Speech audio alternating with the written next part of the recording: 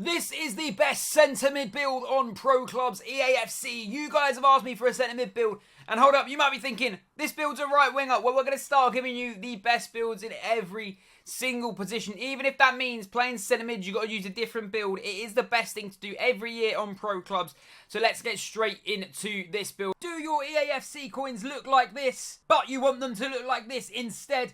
Well, go and get yourself some cheap and reliable coins from IGGM and use code CAST for 5% off. But we'll take a look at the playstyles first off. We want the incisive pass and the technical plus. Technical plus is one of the most crucial playstyles on this game for playing anywhere other than defense, in my opinion. It is really good to get the ball under heavy pressure and be able to just turn with it and move the ball really quickly. It is one of the most important playstyles on this game. And then we're going to have the incisive pass. If you're playing centre mid, you might need to play a through ball, a long pass across. It's definitely worth having. It will make your passes 10 times more accurate.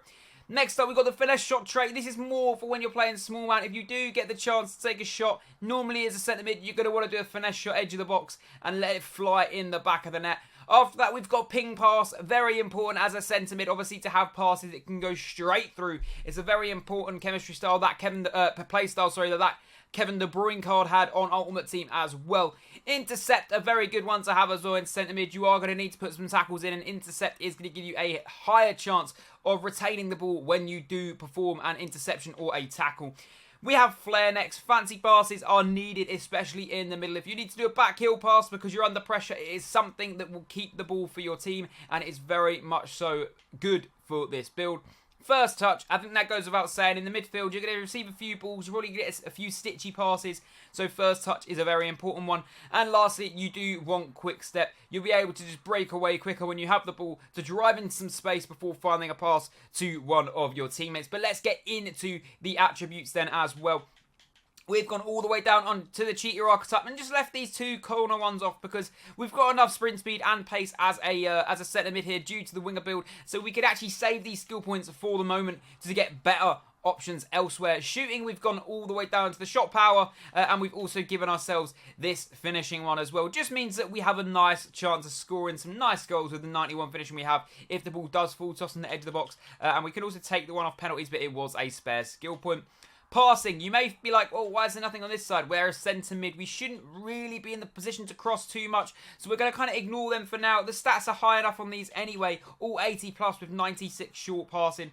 Definitely all we need there. And this is what we need. Short passing all the way down. We've gone with this the archetype there, and then we've also gone with a few on long passing. Dribbling, we've got the 5-star skill moves. It's important wherever you are on the pitch, if you're anywhere past the defensive line, to have 5-star skill moves. It can get you out of so many situations that is something you're really going to want to do. And we've also got the Maestro archetype as well on this build. It's just really nice agility and dribbling. We have no stats on defending. Why have we done this? Well, centre mid, you're not playing CDM. You should normally have CDMs behind you, and you should be absolutely fine to continue just like this for now. If you guys want to have some defensive stats on them, feel free to take some off the dribbling, maybe even take this one off here, and maybe take some off of your pace and acceleration or your shooting if you wanted to. You've got a long shot one, a shot power you can take off, and the penalties, which you can put onto defending. But for me personally, the formation I'd play, we have two DMs and a centre mid. So the centre mid